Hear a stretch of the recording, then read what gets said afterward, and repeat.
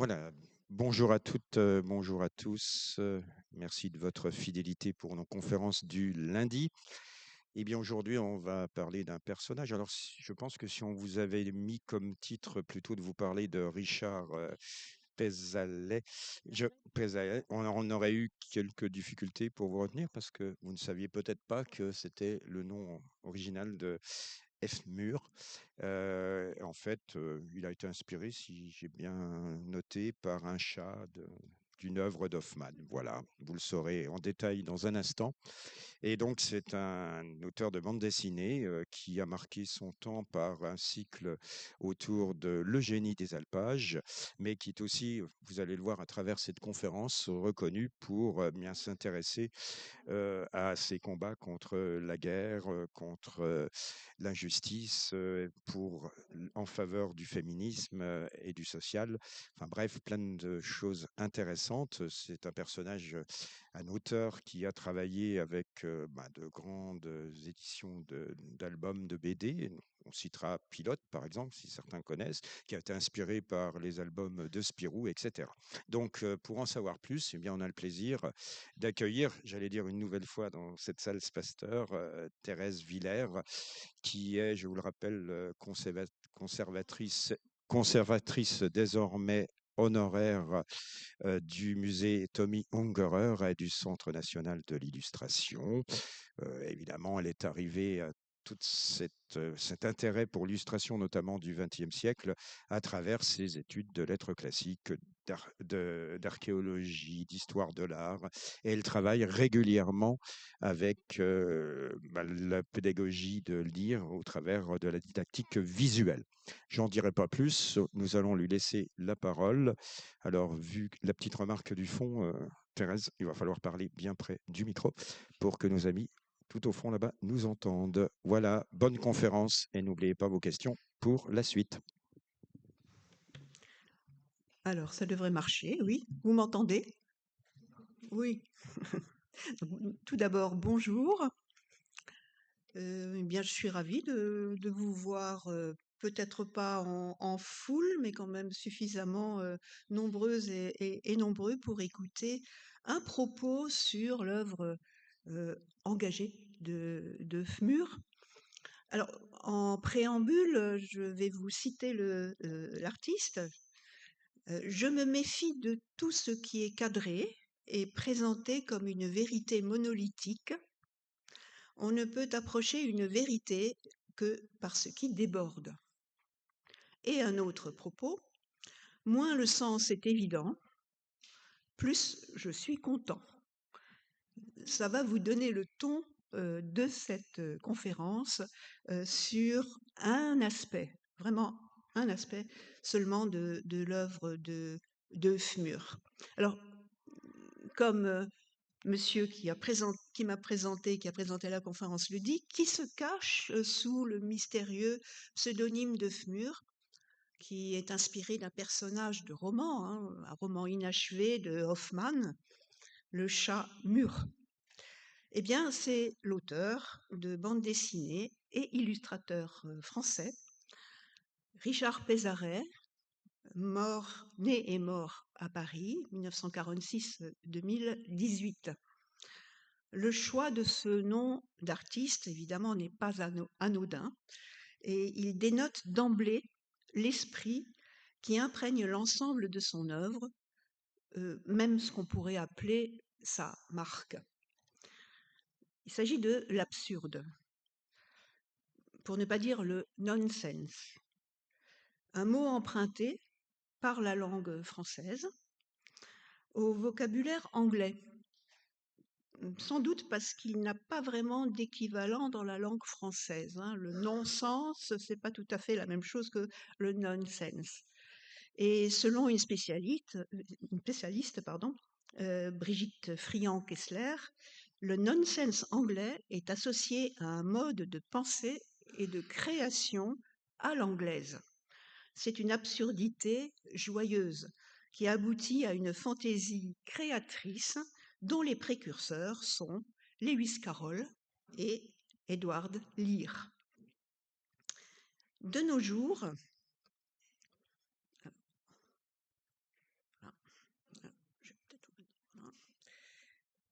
de nos jours, le public connaît, comme vous l'avez dit, le dessinateur avant tout pour sa série de bandes dessinées, Le Génie des Alpages, qui était initialement paru dans Pilote de 1973 à 1989, avant d'être publié dans les albums.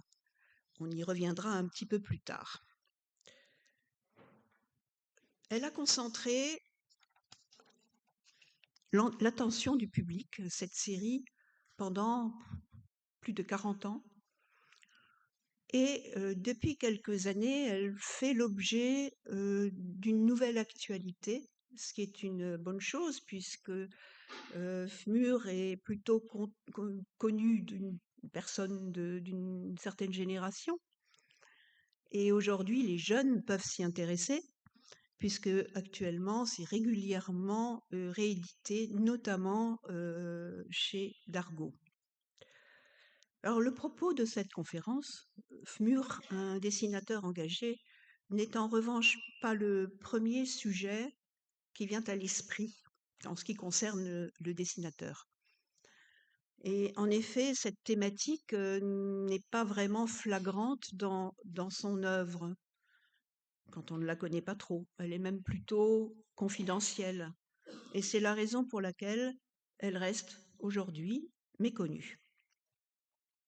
Elle est pourtant d'autant plus intéressante à découvrir qu'elle présente par certains de ses aspects un caractère singulier qui dénote dans l'ensemble du contexte du dessin engagé et même politique. Et une petite précision à ce propos que j'aimerais bien apporter, parce qu'on fait souvent la confusion. On aurait tort de cantonner le registre graphique du dessin engagé, donc voire du dessin politique, au seul dessin de presse, qui connut son heure de gloire au XIXe. En effet, le dessin engagé, le dessin politique, s'inscrit dans un contexte beaucoup plus large, dont des artistes que vous connaissez, Daumier, Doré, Ungerer sont quelques représentants, tout comme l'américain Ed Sorel ou l'allemand Frank Hopman. Alors, on peut se poser la question, Fmur est-il un dessinateur de presse? Le dessin de presse aurait effectivement été sa vocation initiale. Il fut même publié dans le très connu journal satirique Harakiri et dans le moins connu magazine mensuel fondé par des journalistes licenciés de l'ORTF après la grève de mai-juin 68 et qui s'appelait Fait public. Un journal que je ne connaissais pas mais que j'ai appris à connaître, voilà, grâce à Fmur. Mais si l'on en croit ses propos, dans un entretien à la radio en 1994, le dessinateur se rendit vite compte, d'une part, qu'il n'arriverait pas à vivre de cette activité de dessinateur de presse, d'autre part, qu'il ne supporterait pas à la longue, et ça je crois que c'est important de le noter, la pression qui s'exerçait sur dans ce type d'activité et chez ces artistes. Alors je le cite, « J'ai essayé au début, mais pas longtemps, parce que c'est un métier difficile, où il faut avoir un cerveau sans cesse en activité. On propose un dossier, mettons d'une trentaine d'idées, à la rigueur, on nous en achetait un qui était payé à la surface. Alors, comme pour un débutant, c'était dans un coin de page, je me suis rendu compte que moi, je m'userais vite là-dessus parce que je n'ai pas une imagination débordante. » Fmur ne persévéra donc pas dans cette voie, sauf exception que nous verrons un petit peu plus tard. Il nous reste cependant du début de sa carrière, et c'est ce qui va permettre de se rendre compte du travail de Fmur dans le registre du dessin engagé, qui est le propos de notre conférence, une série de dessins satiriques en noir et blanc, dont vous découvrez les images ici. Elle a été proposée, cette série de dessins satiriques, par l'artiste à plusieurs éditeurs. Elle est finalement restée pendant quelques années dans les cartons ou dans les tiroirs, avant d'être éditée en 1977 par Artefact, dans un petit ouvrage qui s'intitule « 20 dieux, c'est le synode ».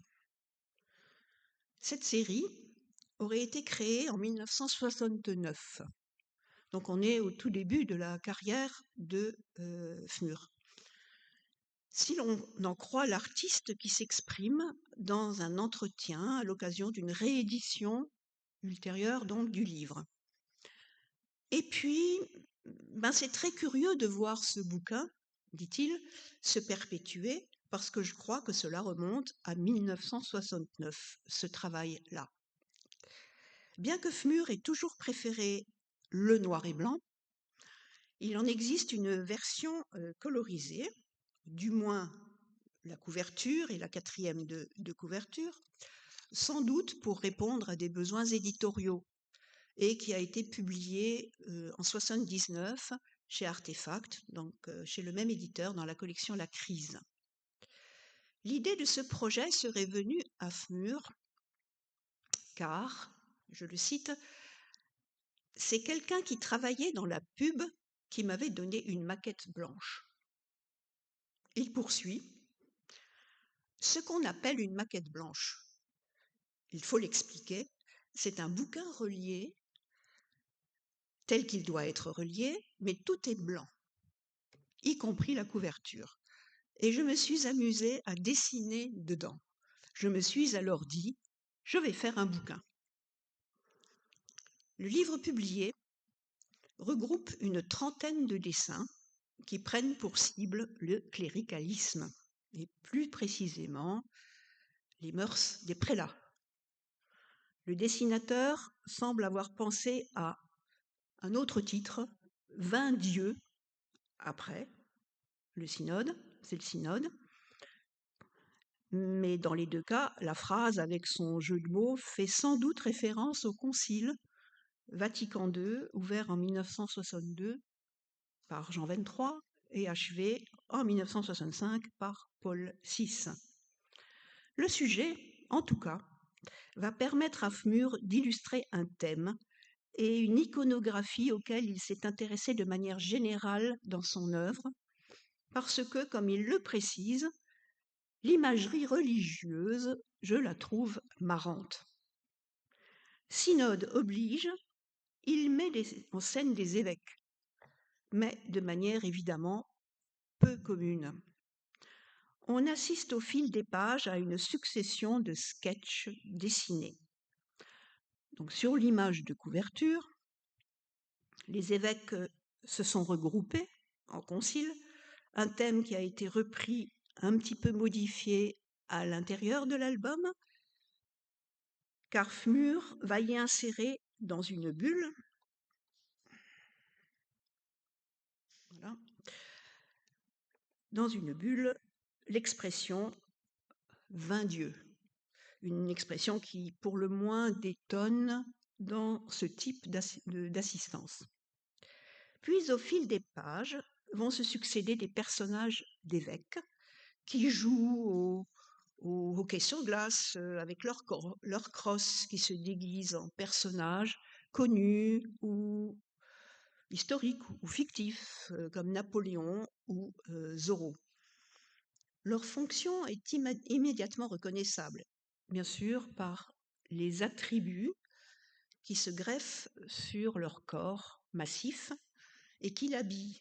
Je parle évidemment du bonnet, qu'on voit bien ici, manteau ou l'habit, la crosse également, dont l'extrémité enroulée évoque irrésistiblement la langue d'un caméléon, et qui va d'ailleurs jouer un rôle graphique important dans les différents sketchs de la série. Généralement, ces évêques sont peu tentés par la grâce divine. Il se confronte au mal, qui est généralement symbolisé par une foule de minuscules diablotins. On les voit ici sur la page de couverture, au bas de la page. Mais l'évêque que vous voyez ici et qui peint son reflet dans le miroir avec les signes distinctifs de Méphistophélès, ou encore celui qui, sur la page, la 4e de couverture, est paré de quelques attributs démoniaques, diaboliques, y font également, évidemment, allusion. Le dessinateur force le trait satirique en conférant à ces personnages de prélats un aspect presque bestial qui se situe entre mi-canidé, mi-singe. Il les affuble d'un menton qu'on pourrait d'ailleurs parfois confondre avec une barbe, si protubérant qu'il leur mange le visage. Et c'est un trait caractéristique, d'ailleurs, que Fmur va réutiliser plus tard dans d'autres représentations d'évêques, comme celui anarchiste et mystique qui est représenté dans l'album Jeanne au pied du mur, et dont les histoires avaient été publiées auparavant dans Métal Hurlant et à suivre. Au hasard des pages, on découvre aussi des créatures célestes, un motif que Fmur affectionne tout particulièrement. Les anges, c'est quand même rigolo comme truc, nous raconte-t-il. En effet, ils sont récurrents dans l'œuvre. Qu'ils apparaissent comme des personnages secondaires ou qu'ils incarnent les héros de ces histoires, comme par exemple l'archange Gabriel dans Porphyrio et Gabriel, édité en 1980. Vindius et le synode témoignent déjà d'un style très personnel, même si c'est une œuvre des débuts de l'artiste. Selon les propres termes de l'auteur, il domine l'absurde et le loufoque, qui sont ses marques de fabrique. Sur le plan graphique, il s'y amuse à de nombreuses métamorphoses et raccourcis. Le format et la structure de l'œuvre nous donnent des pistes sur ce qui pourrait avoir inspiré Fmur, ou du moins sur ce qu'il avait vu en matière de dessin d'illustration à cette époque. On y constate, par exemple, que les dessins sont pour la plupart, pas tous, mais pour la plupart non légendés, et sont présentés sans succession narrative. En cela, ils sont apparentés par donc leur style et leur technique également au format des cartoons popularisés par les journaux américains au milieu du XXe siècle, et par exemple, je pense à ceux de James Thurber dans le New Yorker. Alors cette filiation, qui n'a pas été confirmée par Fmur, ne serait pas surprenante, car on sait que Fmur admirait les dessins de Chaval, le dessinateur d'humour et de satire français, qui lui-même se réclamait des cartoonistes du New Yorker. À quelqu'un qui l'interrogeait au sujet du style du livre, Fmur répondait « Non, non, le nom de Cardon que vous évoquez, non, non, oui, Cardon, je l'admire, mais ce n'est pas Cardon. Non, c'était Chaval. J'aimais beaucoup Chaval, et j'aime d'ailleurs toujours beaucoup. » Et il ajoute, en plus, exceptionnellement, dans cette série, je le remontre, j'ai travaillé au pinceau, alors que je n'aime pas du tout travailler au pinceau. Et là, j'ai fait du Chaval, en effet, je me suis amusée à faire du Chaval, c'est tout. En effet, il en reprend le trait épais, sans concession, les hachures aussi, qui modèlent les formes, et surtout, l'humour vache, l'humour qui ne fait pas rire, dont faisait preuve son prédécesseur, tout comme d'ailleurs l'un de ses amis, le dessinateur Bosc. Et ici, vous avez un dessin qui est intitulé avec la légende, vous ajouterez une demi-livre de Sade et un litre de Bordeaux supérieur, un dessin non daté de Chaval qui est conservé dans les collections du musée Tommy Ungerer. Chaval aurait aussi inspiré sa première série de bande dessinée, Les Contes à rebours, parue dans Pilote entre 1971 et 1972, et dont la création était sans doute contemporaine de 20 dieux, c'est le synode. Alors cet album peut être considéré comme une œuvre satirique et engagée, s'inscrivant dans une tradition qui remonte au sermon de Geiler de Kaysersberg à Strasbourg contre les abus de l'Église au XVIe siècle.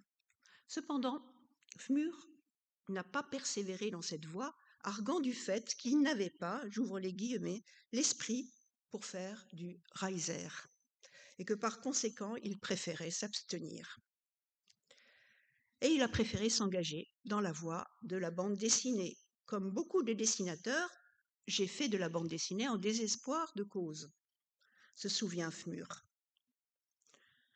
C'est grâce à l'auteur de bande dessinée Mandrika, le créateur du concombre masqué, qu'il a présenté à René Goscinny, qu'il débuta en 1971 dans Pilote avec Contes à rebours. Il réussit, comme vous le savez, avec bonheur dans ce registre et qui va nous permettre, à présent, de nous intéresser à une résurgence du dessin engagé dans l'œuvre de Fmur. En 1985, alors qu'avaient déjà été publiés 7 albums du génie des alpages, soit la moitié de sa production, le dessinateur confiait à Christian Rosset dans un entretien radiophonique: au bout de plus de 10 ans de bande dessinée, ou bien je continue sur mes rails à faire des petits moutons dans la montagne, c'est-à-dire le génie des alpages, ou alors je fais autre chose. Je pense que c'est le moment de chercher autre chose. Cette envie de changement va effectivement se concrétiser en 1987 avec la parution chez Casterman de l'album Le char de l'État dérape sur les sentiers de la guerre. Le livre a été réédité en 2006 chez Vertige Graphique et très récemment, début de cette année, chez 2042 à Strasbourg.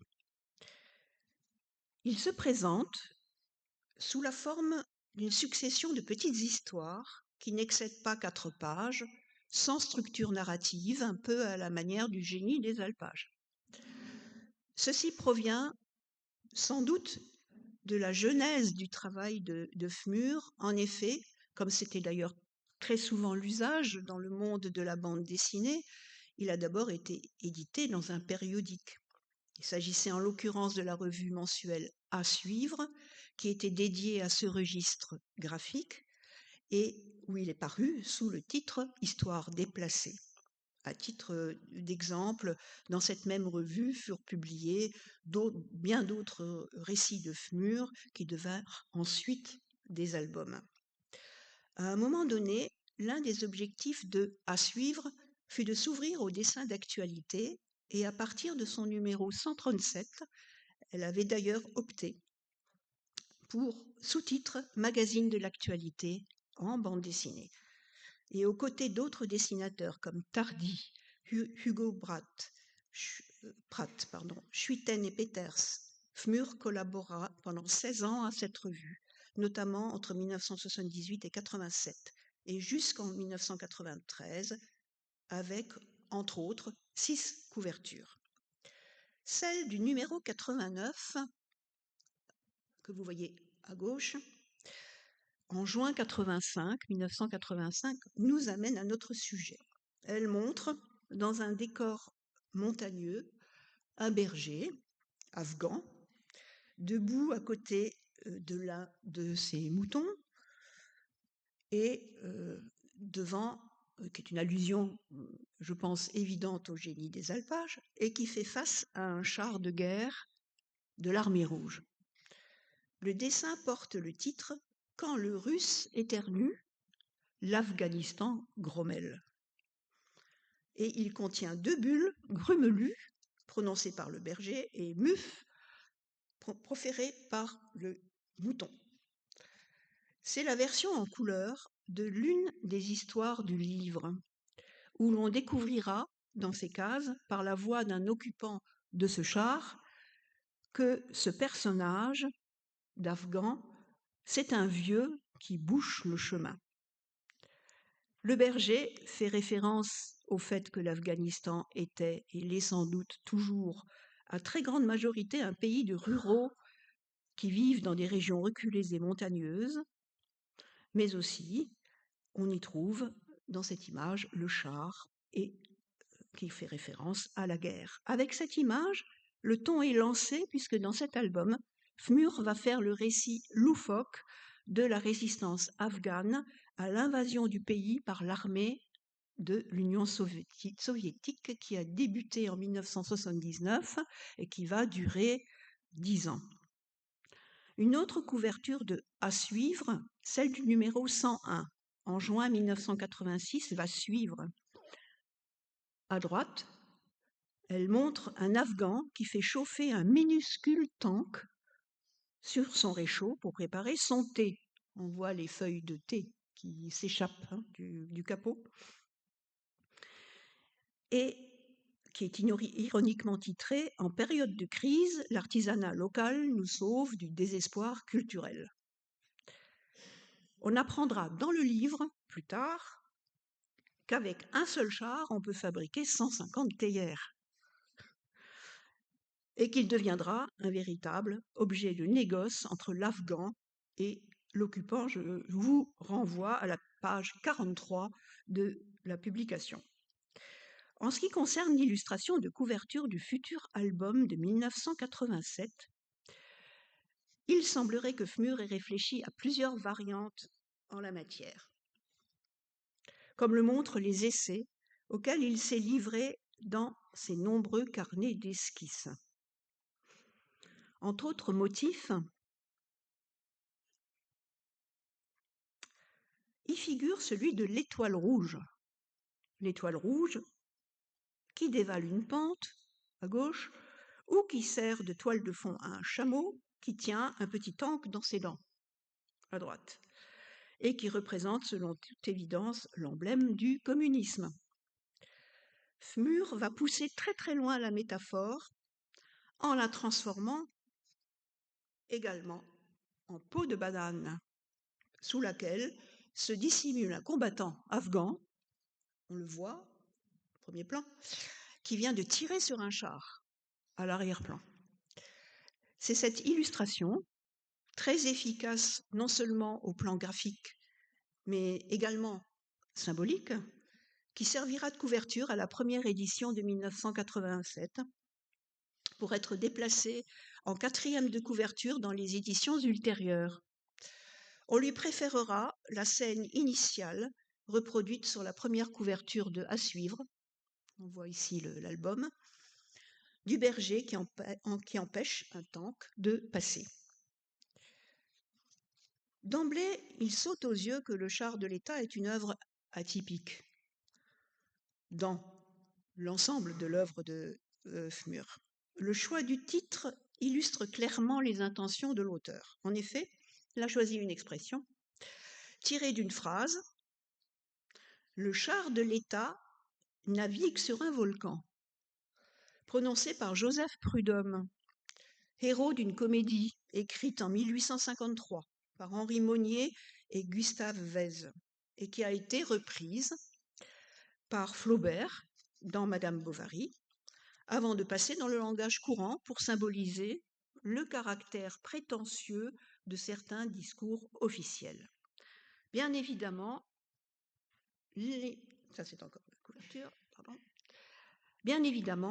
dessinateurs satiriques se sont servis de cette expression, comme Daumier, dont vous voyez ici une image, qu'il utilise littéralement dans son estampe Le char de l'État, datant de 1871, conservé à la National Gallery of Art, dans le but de montrer l'instabilité et l'incertitude du gouvernement français après la guerre franco-prussienne et l'avènement de la Commune.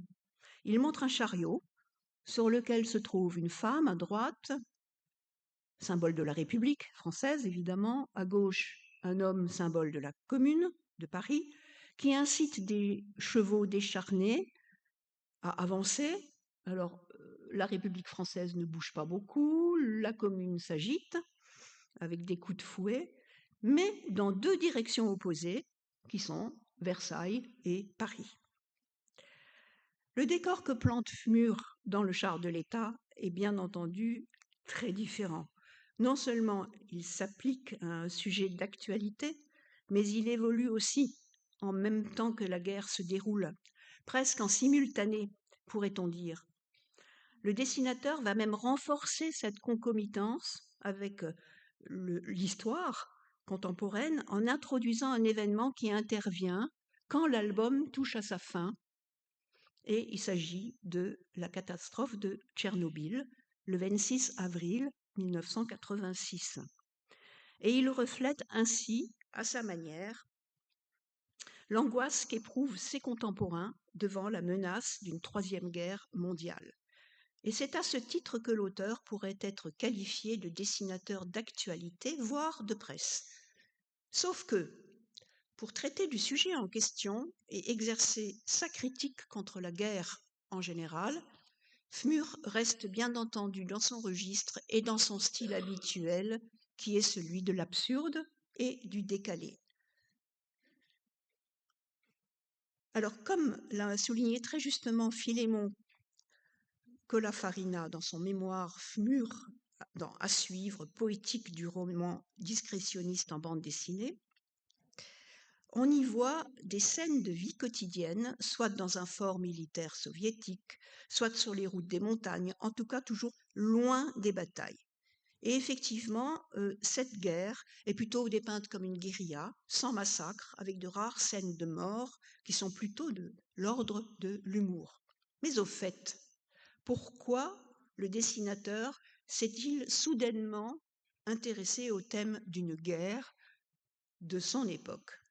Car, bien que faisant partie de la génération des dessinateurs nés après-guerre, dans l'immédiat après-guerre, je pense à Claire Bretéché, à Tardy, à Comès, à Hugo Pratt, à Altan, il ne s'était pas intéressé jusque-là au conflit de son époque. Et ses préférences allaient aux scènes de bataille qui surgissent du passé, comme celles que vous voyez, qui parfois mêlaient d'ailleurs joyeusement les époques historiques, comme par exemple dans les diverses aventures de Jeanne d'Arc, ou bien encore, et c'est une image qui est tirée de l'album Le pauvre chevalier, paru en 1992 chez Casterman. On y voit une scène de bataille avec moult détails. Alors cette abondance de détails et cette précision des détails montrent l'important travail de documentation auquel s'est livré Fmur. Par exemple, dans sa bibliothèque, on sait qu'il y avait un livre de Maurice Piazzolla, Peintres et vilains, les artistes de la Renaissance et la Grande Guerre des paysans, 1525. De manière générale, l'artiste effectuait toujours un énorme travail de préparation, avant de se lancer dans un projet, ce dont les nombreux carnets qu'il a laissés donnent une idée. C'est le cas également pour le char de l'État. Ces carnets, qui ont pu être consultés, permettent de déterminer que les premières ébauches de ce projet ont dû être faites au printemps 1985. La première histoire étant parue dans la revue À suivre en juin 85. Puis on en trouve des esquisses dans différents carnets jusqu'au mois d'octobre 86. Ils contiennent non seulement des croquis, mais également des notes, des cadrages de pages qui témoignent évidemment du processus créatif de l'artiste. L'intérêt des carnets de travail d'un dessinateur, d'un artiste, n'est plus à prouver, tant ils sont les témoins d'un projet dont les idées sont parfois bien antérieures à la réalisation et qui sont parfois reprises pour des objectifs différents. Ainsi, il est intéressant, par exemple, de noter la présence du motif du char de guerre bien avant la réalisation du projet du char de l'État, dans un carnet, qui est le carnet numéro 1, donc un carnet plus ancien. On y voit cet instrument de guerre situé dans un contexte totalement différent de celui de l'album, un ange s'est assis sur son capot, et parmi les fuyards qui courent, on reconnaît des personnages d'ecclésiastiques. D'autres carnets permettent de découvrir de quelle manière Fmur fait évoluer ce motif du char. On le voit à gauche dans l'image du bas, puisque, pour l'adapter à son sujet, puisque d'objet inanimé, il va devenir un humanisé dans l'album. Soucieux d'exactitude dans les moindres détails, dont le réalisme contraste fortement avec l'absurdité du propos.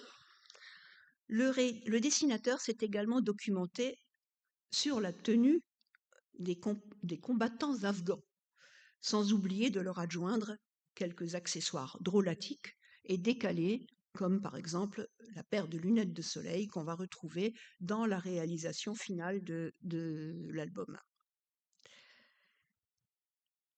Il faut relever la place que Fmur réserve dans le char de l'État aux animaux humanisés, qui sont par ailleurs un thème majeur de son œuvre. Ce procédé était déjà bien connu, vous le savez, des satiristes depuis les fables d'Ésope, et a été largement repris par les dessinateurs dans ce même registre pour pointer les défauts des humains. Alors on pense évidemment à Jean-Jacques Granville, grand utilisateur de ce procédé dans les scènes de la vie publique et privée des animaux. Fmur aussi y a eu recours dès le début de sa carrière d'ailleurs, comme en témoignent ses premières histoires qui revisitaient de manière décalée les fables de La Fontaine, dont certaines ont été publiées initialement en 1974 sous le titre Au loup. Revenons aux animaux du char de l'État. Le mouton, à côté de son berger, est présent sur l'image de couverture bien tranquille, et on le retrouvera un peu plus tard dans l'album, mais cette fois belliqueux et mordant la main d'un soldat soviétique et dévorant un char d'assaut. Mais comme en une volonté de se démarquer du génie des alpages, Fmur ne le fera plus intervenir dans les autres historiettes. En revanche, on relèvera la présence constante du chameau de Bactriane, qui s'avère être indispensable à une iconographie sur l'Afghanistan. Le dessinateur en a réalisé un certain nombre d'esquisses préparatoires conservées dans les carnets, où est mis en avant le trait marquant de l'animal, à savoir sa fierté, pour ne pas dire son arrogance. Il a failli faire la première couverture de l'album. Souvenez-vous de l'image du chameau sur fond d'étoiles rouges, et il est le héros de plusieurs de ces scènes.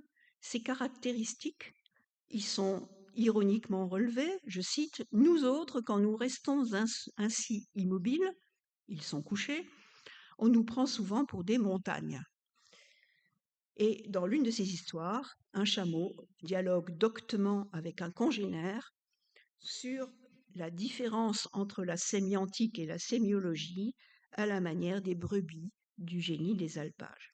Un autre personnage animalier, sans doute l'un des préférés de Fmur, ressurgit dans le char de l'État.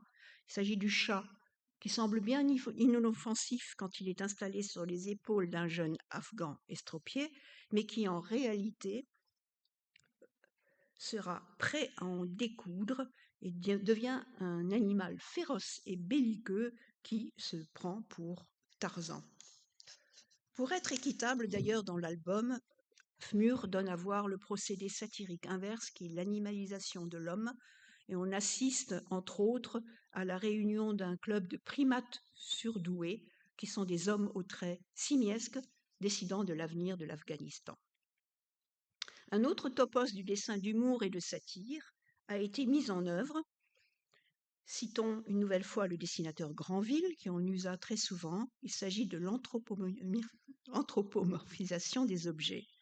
Et c'est ainsi que le char, sujet central de l'album, est considéré comme un personnage vivant au même titre que ceux qui le conduisent et qui combattent. Comme des animaux, dans une image, ils vont boire à une mare, ils portent aussi des noms.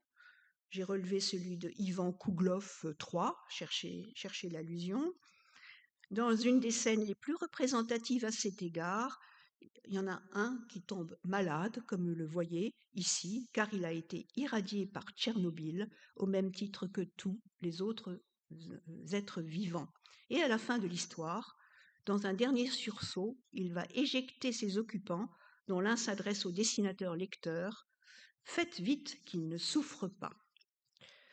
En artiste cultivé et amateur d'art, Fmur a souvent fait dans son œuvre des emprunts aux autres artistes. Ainsi, dans Le Char de l'État, on peut voir l'inspiration d'un comic strip de George Herriman, Crazy Cat, qui a été publié entre 1913 et 1944 dans le New York Evening Journal.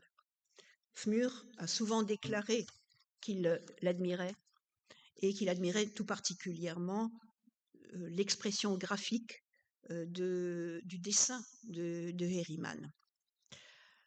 Il rend également hommage au dessinateur italien Hugo Pratt dans Le Char de l'État, qui fut, selon ses propres dires, une grande source d'inspiration pour lui et avec lequel il partageait l'amour du noir et blanc. À gauche, une image tirée du Char de l'État, où il donne les traits de Hugo Pratt, on le voit en bas, aux joueurs ou aux manipulateurs du théâtre d'ombre, et à droite, Hugo Pratt, qui lui a dédicacé un dessin dans l'un de ses carnets d'esquisses.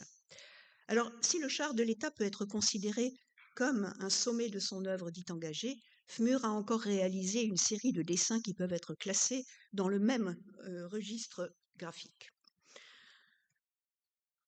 Et je commence avec un dessin de Tommy Ungerer. Vous allez comprendre pourquoi. Parce que Fmur a eu une commande de la maison d'édition Utopia, du mouvement écologiste Utopia, pour sa collection Controverse.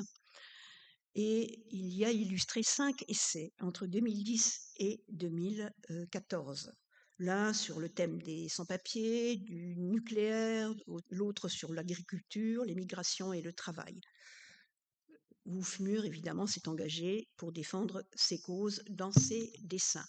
De quoi d'ailleurs faire mentir l'affirmation de Henri Filippini, qui déclarait après la parution du dernier Génie des Alpages, en 2007, que Fmur était un ermite qui avait bien du mal à comprendre notre monde moderne. Le premier de la série s'intitule Sans-papier. Voilà, 2 images de sans-papier. Et c'est le livre suivant, paru en 2011, intitulé Nucléaire pour lutter contre les idées reçues, préfacé par Albert Jacquard, qui paraît le plus significatif d'entre eux à cet égard. En 2013, le musée Ungerer a acquis directement auprès de l'artiste les dessins originaux, publiés et inédits de cette série, après les avoir présentés en parallèle à une exposition consacrée aux dessins politiques de Tommy Ungerer. Cette acquisition serait révélée particulièrement cohérente car elle faisait écho à une série dessinée par celui-ci, paru en 1979, le livre noir de Tommy Ungerer, Tommy Ungerers Schwarzbuch, aux éditions Stern en Allemagne.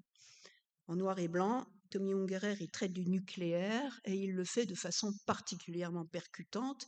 Vous voyez ici une centrale nucléaire qui laisse échapper, jaillir un bouquet de fleurs avec les émanations qui vont avec et qui ne sont certainement pas inoffensives.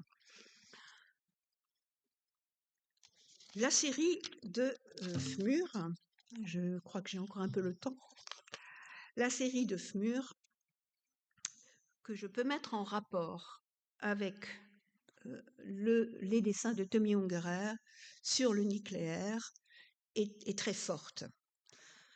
Les 2 œuvres se rejoignent sur le traitement du graphique du sujet également, qu'ils traitent tous les 2 en dessinateurs satiriques plutôt qu'en dessinateurs de presse. La série pour Utopia se compose d'illustrations abouties, celles qui seront publiées dans le livre, mais aussi de projets, avec des croquis dans la marge des textes. Cet ensemble permet de donner un aperçu du processus créatif du dessinateur. Quand Fmur se lance dans ce projet, le nucléaire fait sans aucun doute déjà partie de ses préoccupations, comme on l'a vu dans le char de l'État. Il va absolument rien changer à sa manière de dessiner, qui explore le décalé et parfois le saugrenu. Et c'est dans ce but d'ailleurs qu'il va utiliser certains personnages ainsi que certains objets qu'il va relier avec le symbole du nucléaire comme fil rouge, qui vont servir de support à sa vision satirique. Et le décalage ou dérapage temporel dont il a usé si souvent dans ses albums donne à la série une patte très particulière.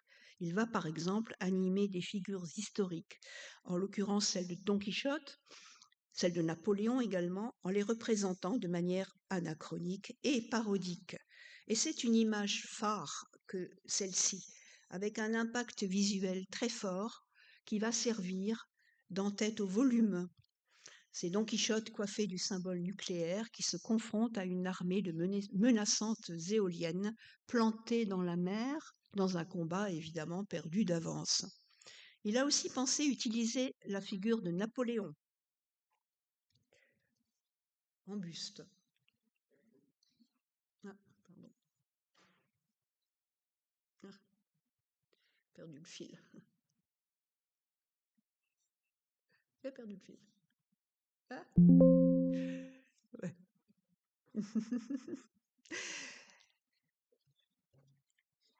Elle était juste avant. Elle était juste avant. Ouais. Juste avant. Normalement. Permettra de vous reposer un petit peu avant C'est d'entamer la fin. C'est ça. Oui, c'est ça. Merci. Voilà. Alors, comme on peut le constater sur les esquisses dessinées en marge du texte imprimé, il va intégrer encore d'autres motifs, notamment le tigre de Sibérie ou les pyramides d'Égypte, avec le fil rouge du symbole nucléaire, sans doute pour relever le côté universel de la question. L'ensemble des dessins, alors ici on a une série de dessins pour un autre volume du mouvement Utopia sur le travail. Tous ces dessins sont réalisés à l'encre de Chine avec parfois quelques rehauts d'encre rouge.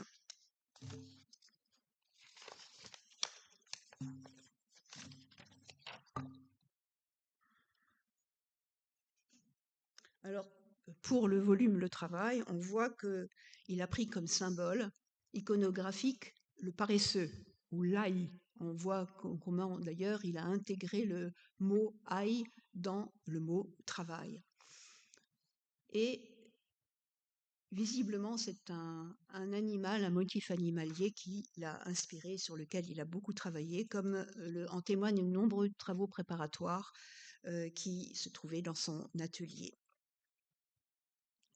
Un autre volume, c'est le volume Migration, qui a été édité en 2014 par Utopia, où il se livre également à une satire féroce, même en donnant corps à des personnages politiques, comme ici le ministre de l'Agriculture de l'époque, qui était Edgar Pisani.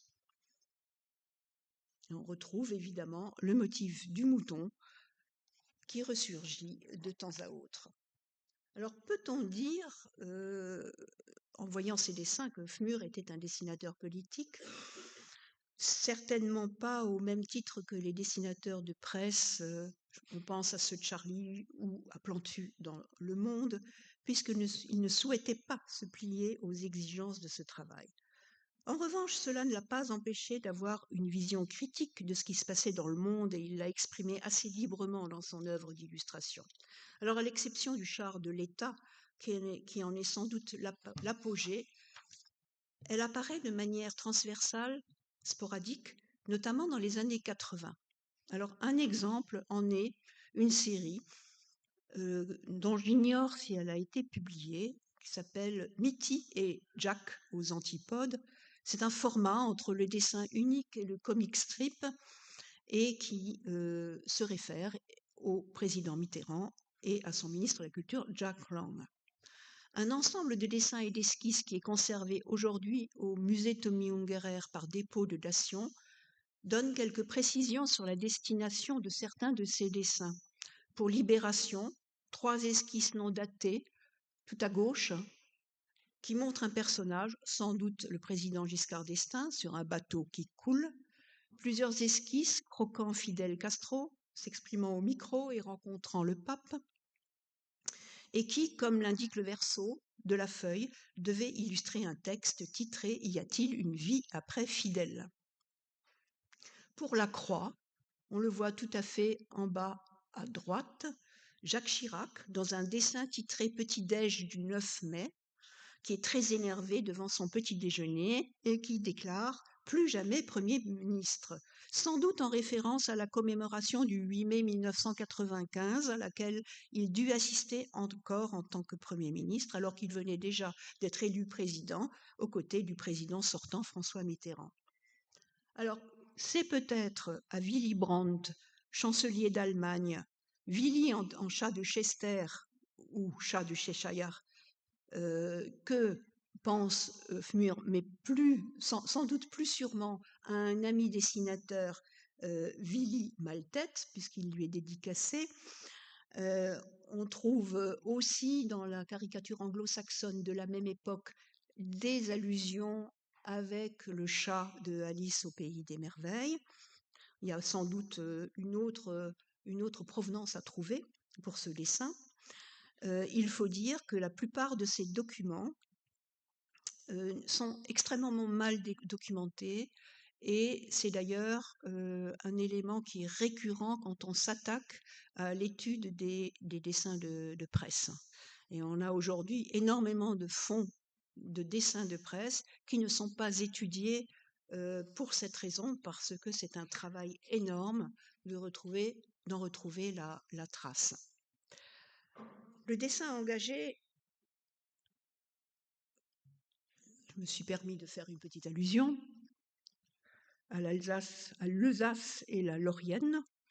Comme le dit Fmur, le dessin engagé et politique n'est évidemment qu'un aspect de la production graphique de Fmur, mais il n'en diffère pas vraiment, notamment par le traitement décalé que lui confère l'artiste.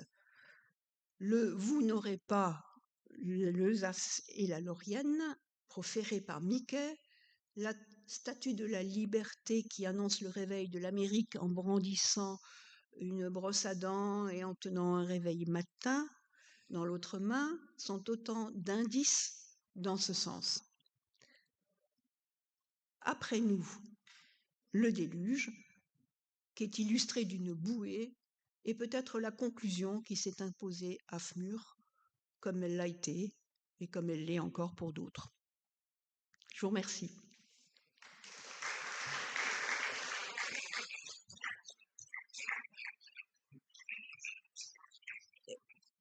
Voilà. Et je me permets juste encore de remercier, avant de vous passer la parole, d'une part Anne-Marie Jude, qui m'a donné des informations très précieuses sur la guerre d'Afghanistan. Également Jean-Marie Jude, qui est le photographe de tous ces carnets d'esquisses que vous avez vus, qui a fait un travail énorme sur une centaine de carnets d'esquisses. Je voudrais également remercier Barbara Pascarel et Elisabeth Walter, qui sont aux manettes du fonds de dotation FMUR, qui sont présentes aujourd'hui, eh bien pour toute la documentation et puis pour toute l'aide qu'elles m'ont apportée et qu'ils m'ont apportée, parce que évidemment, je ne suis pas une spécialiste de l'œuvre de FMUR, j'apporte juste mon regard personnel de connaisseuse du dessin d'illustration à ce sujet. Voilà. Voilà, merci beaucoup Thérèse Villers. Maintenant, la parole est à la salle s'il y a des interventions, questions, remarques. La parole est à vous. Qui est-ce qui se jette? Merci. Dans votre introduction, vous avez dit que Fmur était féministe. Alors j'ai une image qu'il a dessinée en tête qui peut l'illustrer, c'est quand il fait passer la grand-mère dans le chaperon rouge de la dame qui a vu le loup à celle qui s'est payé la peau de plusieurs loups. Est-ce qu'il avait plusieurs dessins féministes ou est-ce que c'était juste un filigrane? Alors c'est un aspect que j'ai pas du tout abordé aujourd'hui parce qu'en fait, je me suis rendu compte en commençant à travailler le sujet, ben, que ce sujet était très, très large, hein, et qu'on pouvait y apporter plusieurs chapitres. Mais bien entendu, il y a notamment, une vision qui me vient à l'esprit. Ce sont des carnets, des dessins sortant de carnets d'esquisses qui ont été regroupés dans une édition par, Dargaud, il s'appelle 2000 meufs, où il fait le portrait de, soi-disant, on devrait atteindre le chiffre de 2000, mais il ne l'a pas atteint. Femmes croisées, rencontrées dans la rue, observées, dans des cafés, un peu partout, et dont il relève avec beaucoup, je dirais, à la fois justement son regard de dessinateur satirique, hein, ça il ne l'oublie jamais, il est dessinateur satirique, mais aussi avec beaucoup de bienveillance. Et effectivement, le côté féministe de Fmur est évident, hein. On pense à des albums comme Naftalen, par exemple, ou Johanne d'Arc aussi, qui mettent en avant les femmes. Ce qui est pas forcément le cas, je pense, hein. Je connais pas bien le monde de la bande dessinée, mais chez les auteurs de bande dessinée. En parlant de Joanne d'Arc, ne s'est-il pas attiré les foudres des viticulteurs en faisant un alcoolique notoire? Ah, il peut pas vous répondre, hein. D'autres interventions? Alors, je crois qu'il serait intéressant aussi à dire, il faudrait aussi peut-être parler du fait que l'œuvre de Fmur, je ne sais pas si les personnes ici présentes le savent, mais l'œuvre de Fmur a fait l'objet de la première dation par l'État français à un dessinateur ou dessinatrice évidemment en 2020, mesdames, c'est ça? En 2020. En 2020, voilà. Et que c'est quelque chose de tout à fait étonnant, hein, ça n'avait pas eu lieu jusqu'alors, et que je ne sais plus exactement combien il y avait de dessins dans cette dation, plus de 200, je crois. 200, je sais plus. Voilà, 238 lots, avec beaucoup plus de dessins dans chaque lot, et une partie est venue au musée Tommy Ungerer, donc tout ce qui touche l'illustration, dont vous avez vu quelques exemples, et une autre partie, tout ce qui touche la bande dessinée, sauf le char de l'État, est parti à Angoulême, au musée d'Angoulême, évidemment. Donc c'est important de le dire, c'est important de dire aussi qu'aujourd'hui, il existe un fonds de dotation pour faire vivre l'œuvre de Fmur, parce que ce n'est pas toujours évident de faire vivre l'œuvre de quelqu'un après son décès. C'est pas du tout si évident que ça. Et par des rééditions, par des expositions, des travaux, par des conférences, ce travail-là permet aussi de le rendre accessible à des plus jeunes lecteurs. D'autres interventions? Oui, madame. Merci, ça donne envie d'aller voir l'expo. Est-ce Oui, que c'est le but. l'histoire du chat à la fin, Oui. est-ce que il est là, il n'est pas là, est-ce que ça pourrait faire Ah, le chat du Cheshire, vous chat voulez de dire, Schrödinger, de Alice. Oui. mort et vivant, c'est ça? Oui, oui, oui. Alors, en fait, moi, j'avais retrouvé une allusion dans un dessin politique anglais, exactement sous cette forme, en 3 cases, hein, comme on le voit chez Fmur, et qui faisait allusion à un problème de la vie économique européenne dans les années sans doute 2000 ou 90 ou 2000. Et je pense que à un moment donné, les dessinateurs se sont un peu emparés de ce motif à but politique. Mais comme sous le dessin, il y a aussi une dédicace à un ami de Fmur qui était un dessinateur qui s'appelait Willy Maltet, que je ne connais pas, il y a peut-être une double destination à ce dessin.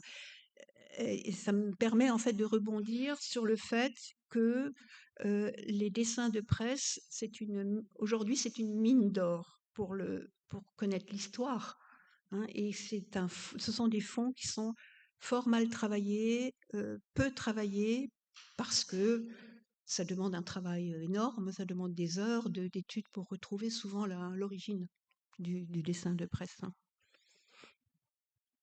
Intervention suivante. Non, plus personne. C'est un travail, par exemple, que fait la Bibliothèque nationale de France, qui est dépositaire de nombreux fonds de dessinateurs de presse, comme Plantu ou Willem, par exemple. Voilà. Personne? Pas de questions sur FMUR?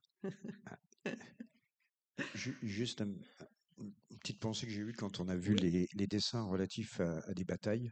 Oui, ah Il oui, n'y oui. a pas un petit côté Guernica aussi à un moment donné?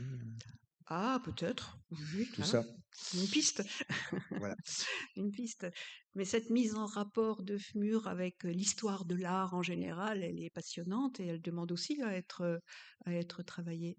En tout cas, je vous engage à aller voir l'exposition qui a lieu actuellement au musée Tommy Ungerer, je crois jusqu'à la fin de l'été, sur justement cette partie de la dation qui a été remise au musée et enrichie avec des œuvres de collections privées et faisant partie du fonds de dotation FMUR Voilà, également. l'annonce est faite. Vous pouvez aller visiter l'exposition. Merci encore Thérèse Villers. On vous Avec donne plaisir. rendez-vous la semaine prochaine. Alors, on va faire un petit lien, puisque vous avez fait des études d'archéologie. La semaine prochaine, on parle de Néandertal Ah, et notamment des bien. fouilles qui ont eu lieu dans le Korosberg avec 2 intervenants. Voilà, d'ici là, bonne semaine, bon 8 mai et à bientôt. Merci. C'était Monsieur Président,